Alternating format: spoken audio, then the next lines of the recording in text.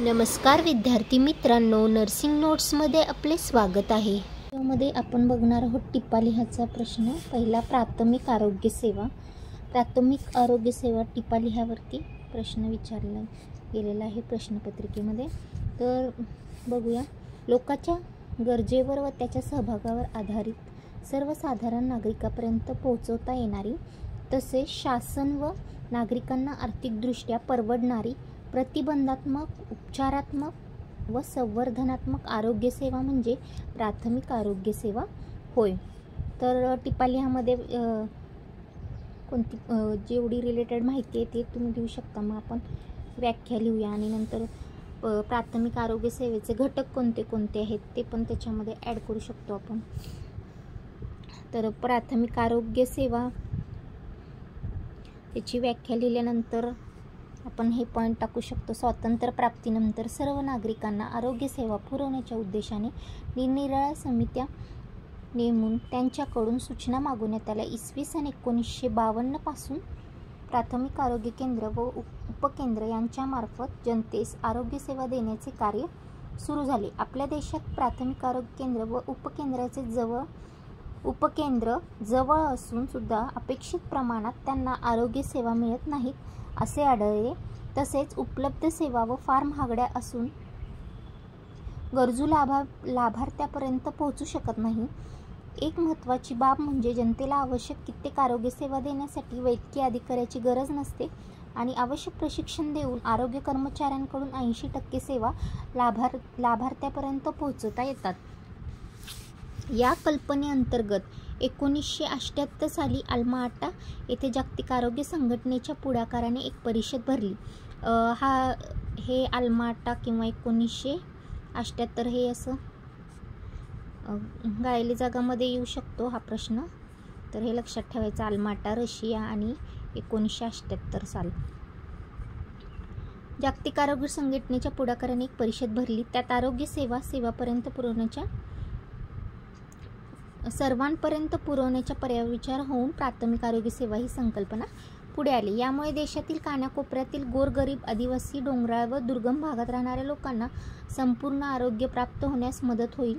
सन 1979 मध्ये जागतिक आरोग्य संघटनेने सर्व सभासद राष्ट्रांना इसवी सन 2000 पर्यंत सर्वांसाठी आरोग्य प्राप्तीसाठी प्राथमिक आरोग्य सेवा हीच यशाची गुरुकिल्ली असून त्यासाठी सर्वोत्तरी प्रयत्न करण्याचे आवाहन केले। त्यानंतर हा पॉईंट ॲड करू शकतो, प्राथमिक आरोग्य सेवेचे घटक कोणते कोणते। तर सद्य परिस्थितीत आढळणाऱ्या रोगाचे सर्वेक्षण व त्यांचा प्रतिबंध करण्यासाठी आरोग्य शिक्षण,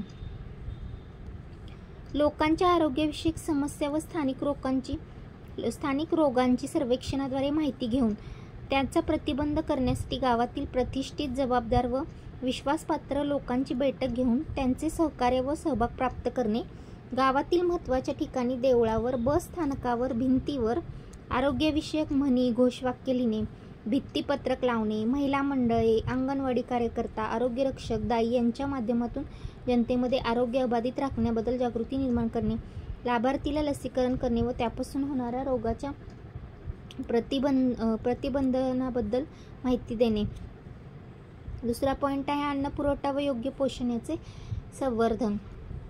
अंगणवाडी, बालवाडी व शाळेतून दूध व सुकोडा यांचे वाटप गरोदर व प्रसूती पश्चात माता व 6 वर्षापर्यंतच्या बालकाला केले जाते। रोजगार हमी योजनेतून दुर्बल घटकांना कमी दरात जास्त उष्मांक व प्रथिने असलेले धान्याचे वाटप स्वस्त धान्य दुकानातून करण्यात येते। तिसरा पॉईंट आहे सुरक्षित पाणी पुरवठा व स्वच्छतेच्या पुरेशा सोयी। गावाच्या भौगोलिक परिस्थितीनुसार आरोग्यविषयक मुबलक सोयी उपलब्ध करण्यासाठी प्रयत्न व्हावा। उदाहरणार्थ, ज्या विहिरीचे पाणी पिण्यासाठी वापरतात त्याचे विरंजक चूर्णाद्वारे नियमित निर्जंतुकीकरण करणे, परिसर स्वच्छ ठेवण्यासाठी शोषखड्डे, संडासचा वापर करण्यास प्रवृत्त करणे। त्यानंतर चौथा पॉईंट आहे माता, बाल आरोग्य व कुटुंब कल्याण सेवा। सुरक्षित व सुखरूप बाळंतपणासाठी गरोदर स्त्रियांची नियमित तपासणी करून गरोदर अवस्थेत गर्भाची वाढ व गुंतागुंत यावर विशेष देखरेख, गरोदर अवस्थेत धनुर्वाताच्या 2 मात्रा देणे, नवजात बाळाचे वजन करणे वयानुसार संपूर्ण लसीकरण करणे, मातेस पाळणा लांबवण्याचं किंवा थांबवण्याचा सल्ला देणे व ज्याचे मत परिवर्तन झाले त्यांना कुटुंब नियोजन सोयी पुरवणे. 5वा पॉईंट आहे महत्त्वाच्या सांसर्गिक आजाराच्या प्रतिबंधासाठी लसीकरण. बालकांचा घटसर्प, डांग्या, खोकला, धनुर्वात, पोलिओ, क्षयरोग, कावीळ या रोगापासून बचाव करण्यासाठी लसी टोचणे, ठराविक वयात लसीकरणाचे महत्त्व लोकांना पटवून देणे, तसेच लसीची गुणवत्ता टिकवण्यासाठी शीतसाखळी योग्य दर्जाची राखणे अतिशय महत्त्वाचे आहे. नियोजन 7 सुरू होण्यापूर्वीच करणे आवश्यक आहे. उदाहरणार्थ दरवर्षी गॅस्ट्रो कॉलरा होणाऱ्या गावामध्ये नदीकाठच्या गावात पावसाळ्यात पेयजलाच्या शुद्धीकरणावर विशेष लक्ष ठेवणे. 6वा आहे अपघात व सर्वसाधारण रोगांवर औषधोपचार. यामध्ये अपघातात जखमी झालेल्या व्यक्तीवर प्रथम उपचार, तसेच डोके दुखणे, ताप येणे, खोकला येणे, अतिसार, उलट्या होणे, पाठ दुखणे, जखम होणे यासारख्या किरकोळ आजारांवर उपचार करणे याचा अंतर्भाव होतो. 7वा आहे अत्यावश्यक औषधांचा पुरवठा. अत्यावश्यक औषधे उपलब्ध झाल्यास त्या भागातील लोकांना प्राथमिक आरोग्य सेवा देणे आरोग्य सेविकेला सोपे होईल.